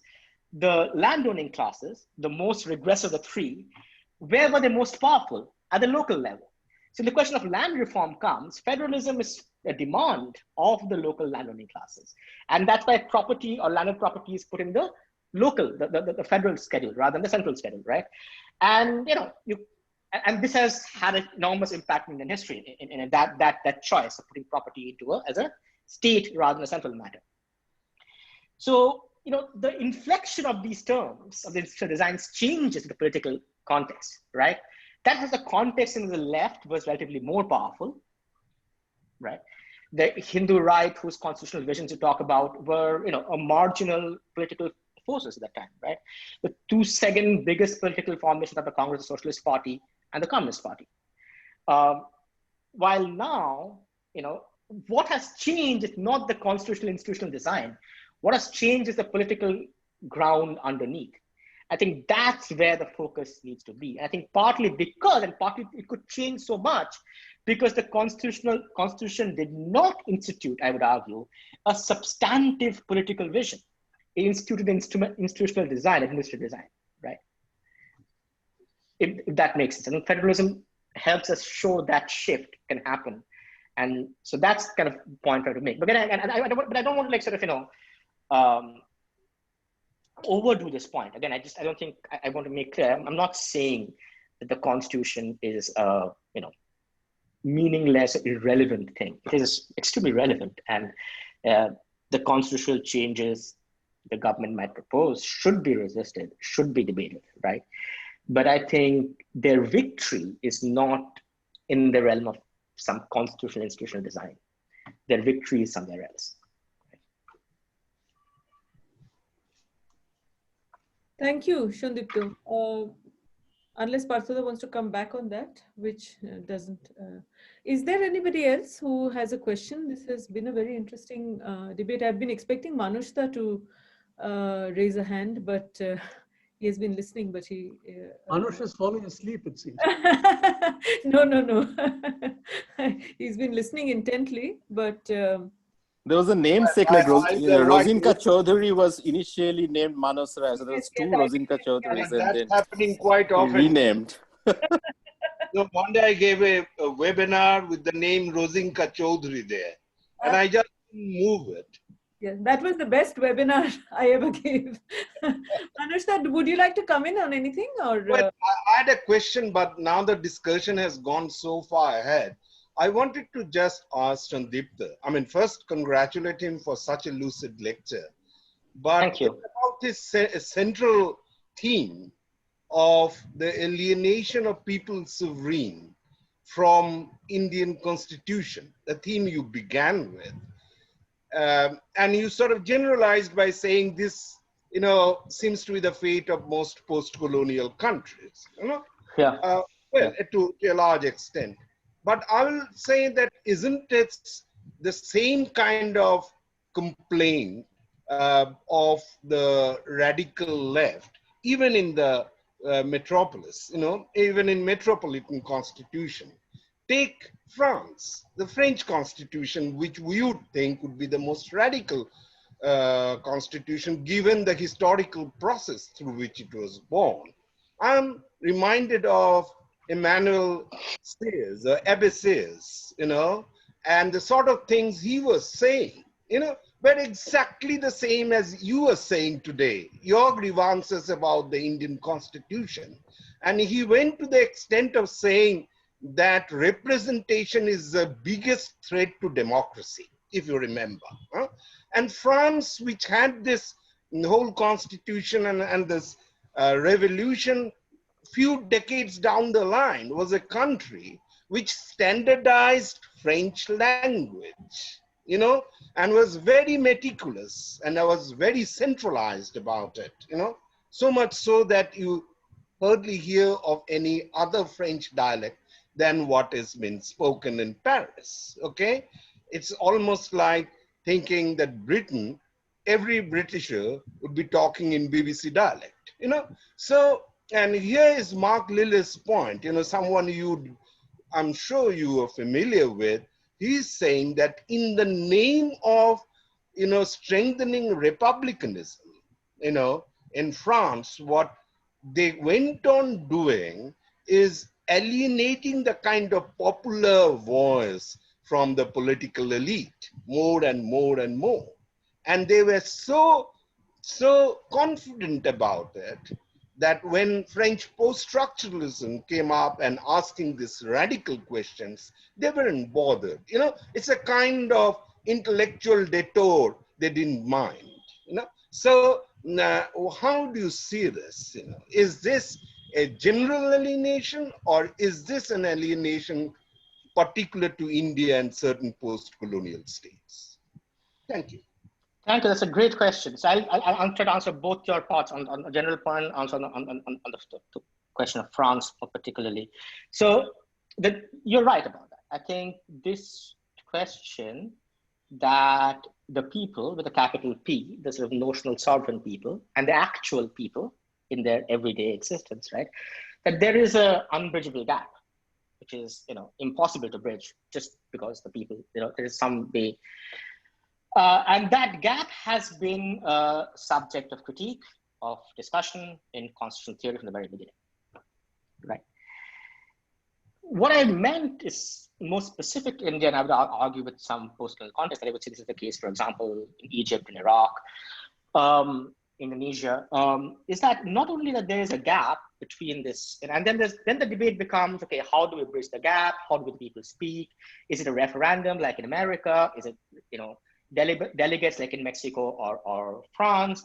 Are these negotiations like in Germany?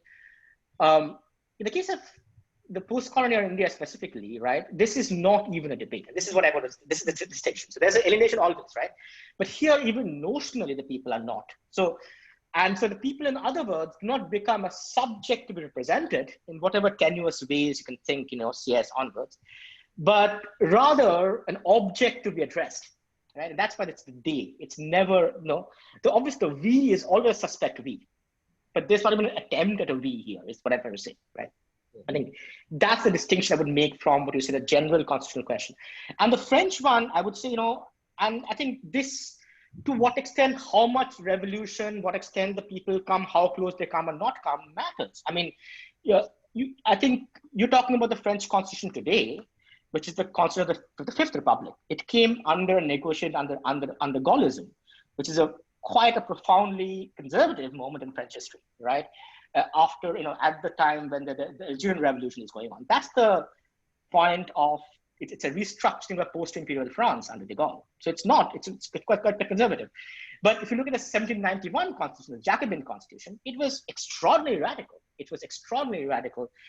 And the kind of rights of universal franchisee for given women citizenship, which it had at the time, which was kind of because it was so close to revolutionary energy, right? So I think it matters to what extent there is a popular or revolutionary sort of, push in sort of making of the constitution, and to what extent. So that's the question of alienation, the degrees of that, ways it's represented, ways there is a way that the people kind of push into, and the people with a small p and a capital P can push into each other in some ways, problematize a distance. I think that has an effect on the constitution itself. The issue with India is that I think that was not even the self-reflective absence of the people. Thank you.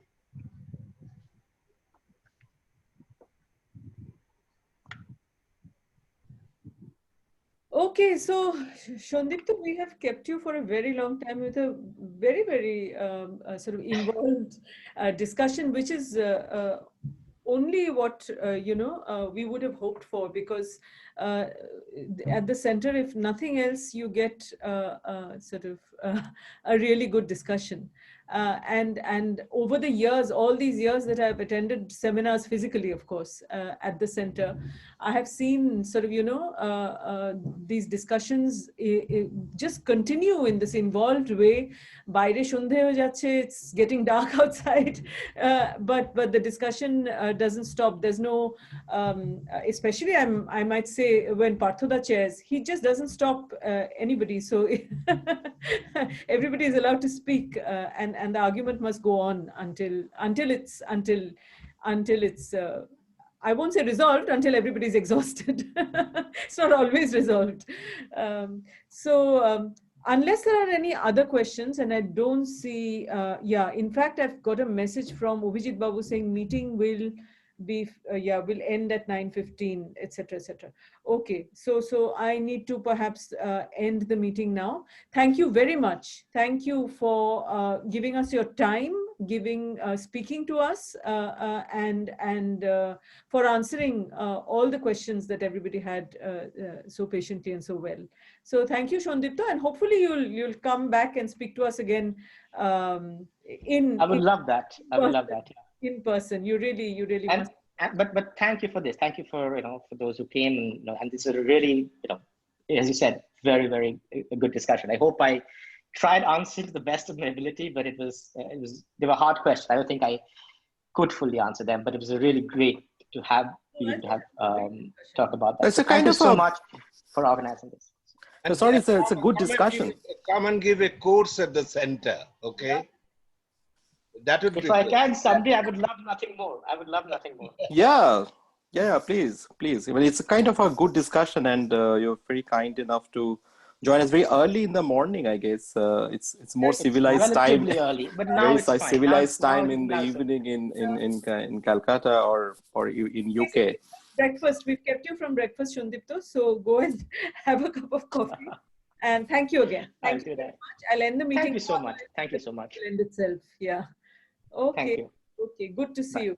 Yeah. Bye. Bye.